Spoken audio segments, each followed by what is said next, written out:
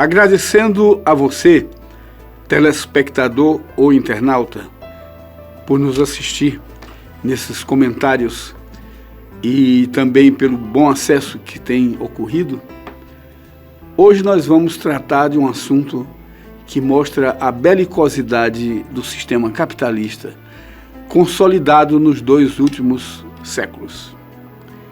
Em nenhum outro momento do itinerário humano na face da Terra ocorreram tantas mortes e tantas guerras e tantos genocídios como nos últimos 200 anos de consolidação do capitalismo. Mal tinha sido destronada a dinastia Bourbon monárquica com a Revolução Burguesa Republicana na França, ocorrida entre 1792 e 1799, no final do século XVIII, e já surgia Napoleão Bonaparte a querer se tornar imperador do mundo e promover guerras de 1803 a 1815, buscando a hegemonia do novo padrão burguês de formação de estados nacionais nos quais a conquista política belicosa de mercados pelo mercantilismo passava a ser a pedra de toque. Por todos os lados do século XIX, explodiram guerras de consolidações nacionais que se seguiram às guerras napoleônicas que marcariam a cronologia macabra que passamos a citar como as mais genocidas. A primeira guerra dos Estados Unidos fora de suas fronteiras, que viriam muitas outras, denominada Guerra dos Berberes, na Berbéria, no norte da África, de 1803 a 1815, contra o Império Otomano,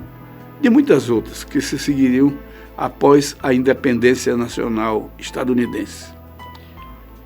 A Guerra Civil Portuguesa é outro exemplo, de 1828 a 1834, pela consolidação da monarquia constitucionalista em oposição a Dom Miguel, tradicionalista feudal, também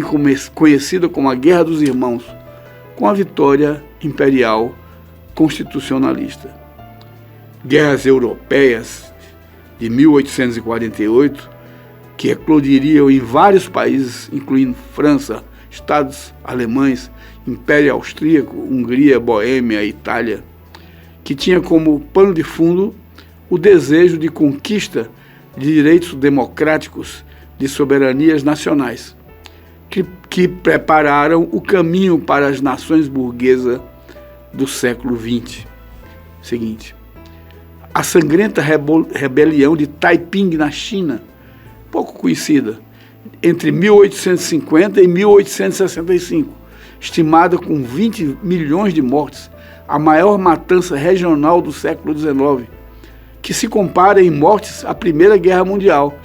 de 1914 a 1918, travada entre a dinastia Qing dos Manchus e Reino Celestial Taiping, em Tianjin, hoje Nanquim, por motivos políticos e religiosos. Esse conflito civil transformou a realidade chinesa para a consolidação da República da China, que viria em 1912. A Guerra da Crimeia, de 1854 a 1856, entre Grã-Bretanha, França, Turquia e Sardenha contra a Rússia, que culminou com a derrota russa para os otomanos e a assinatura do Tratado de Paris, concedia o domínio da Crimeia aos vencedores. Vem daí a disputa pela Crimeia, hoje acentuada. A Guerra Franco-Prussiana, de 1870 a 1871, entre o Império Francês e o Reino da Prússia, marcou o último capítulo da unificação da Alemanha e que marcou a queda definitiva da tentativa de restauração do sistema monárquico francês com a derrota na guerra.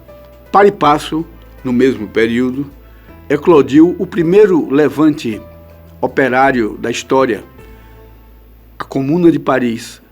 os operários parisienses se juntaram para a tomada do poder monárquico, constitucional, republicano já em andamento, e promoveram a tomada do poder com barricadas, na qual morreram 20 mil pessoas, e que foi sufocado pela burguesia francesa e alemã, que estavam em guerra, mas que se juntaram contra o operariado francês naquele período. A Guerra do Paraguai, de 1864 a 1870, aqui na América do Sul, envolveu disputas territoriais entre o Brasil e o Paraguai, que culminou com a vitória brasileira e de seus aliados. Nela, pereceram cerca de 400 mil pessoas e se constituiu como o maior conflito armado da América do Sul. A Guerra da Secessão Americana, de 1861 a 1865, na América do Norte, com cerca de 800 mil mortes, caracterizada por um conflito civil entre o norte e o sul dos Estados Unidos, tendo como pano de fundo a abolição da escravidão do populoso contingente de escravos negros usados na economia sulista em confronto com os interesses capitalistas do norte.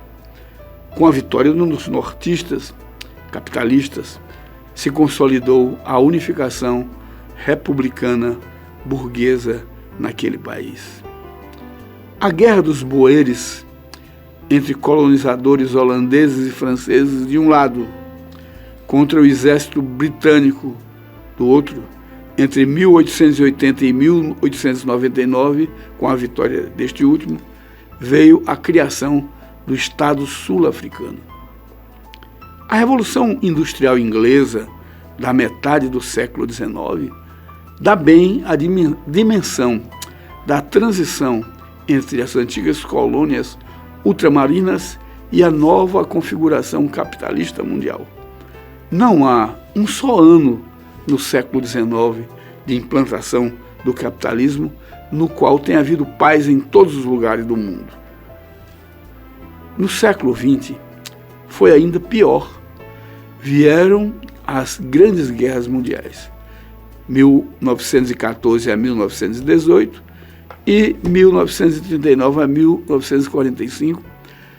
na luta capitalista, na luta pela hegemonia de nações industrialmente desenvolvidas, que marcaram a fase mais sangrenta da história da humanidade,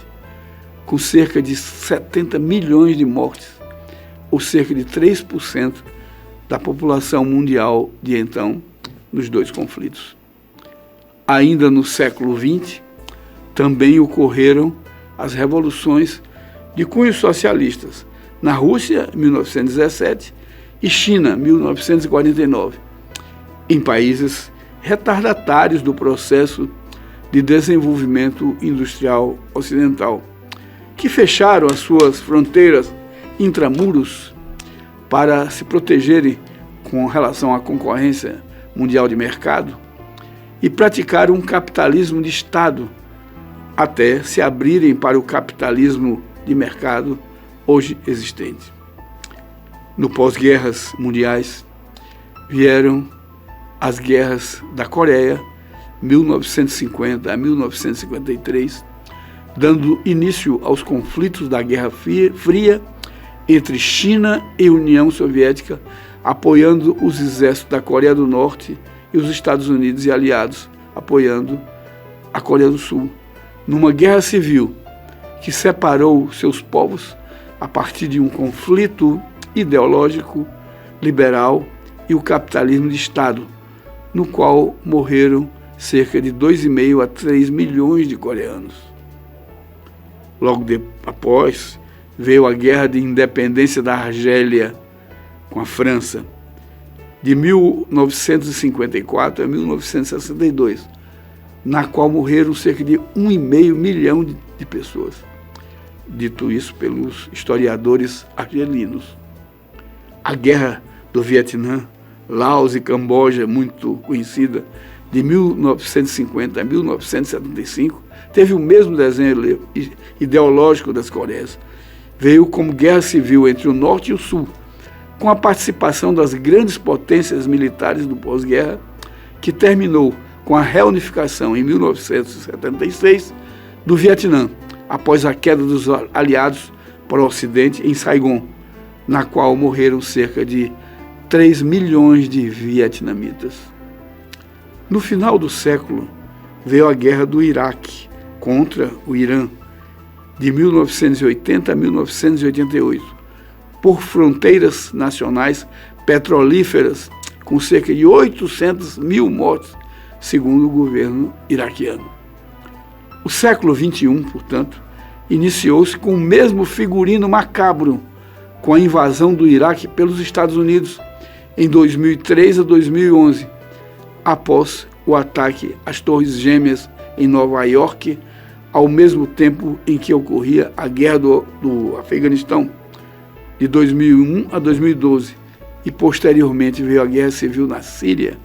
em 2011, e por aí vai. Como se vê, o itinerário de afirmação do capitalismo se deu sob o jorro de sangue humano, o que bem demonstra o seu descompromisso com a vida humana, que o criou, e a ele se submete como nos totens fetichistas de pedras criadas pelo homem, que posteriormente lhes oferecem sacrifícios de vidas humanas, atribuindo poderes divinais a essas pedras esculpidas pela mesma mão humana. É um absurdo que ainda hoje nos submetamos à elogia de um mecanismo de relação social abstrato, vazio de sentido humano, fundado numa lógica de autovalorização de um mero número abstrato, o valor, mas que comanda a vida social concreta, empírica, nos martirizando, tal qual fôssemos os antigos nativos a endeusar totens de pedras. Abro a televisão, o celular, a janela e vejo a China a demonstrar seu poderio bélico de milhões de homens armados e toda uma parafernália de equipamentos prontos para serem teleguiados pelas mais sofisticadas formas de localização de alvos e com poderio destrutivo da humanidade em segundos, pelo simples apertar de um botão nuclear. Do lado do Ocidente, as notícias são as mesmas, com os Estados Unidos a movimentar um aparato militar náutico e aéreo espantoso, com capacidade destrutiva continental, a atacar pequenos barcos, como se quisessem nos avisar do que podem fazer e do que pode fazer a força bruta sob o comando político de um narcisista prepotente que quer impor sua força pela hegemonia econômica decadente diante da falência dos mecanismos que outrora fizeram a pujança econômica daquele país e que ora produz um efeito contrário e que o faz perder tração econômica. Paradoxalmente, é exatamente no momento em que os exércitos atingem um alto grau de letalidade da vida humana pelo poder das bombas nucleares. As bombas de Hiroshima e Nagasaki são traques de festa de São João na frente destas modernas. E a chamada bomba atômica já é facultada a muitos países, com capacidade de varrer a espécie humana e todos os animais do nosso planeta. É isso que trava o seu possível uso por conta do medo que cada país tem no seu adversário. No capitalismo, a fraternidade entre as nações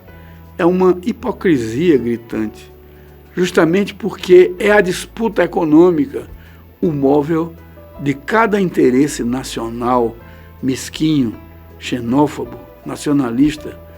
em defesa do capital, que é predominantemente privado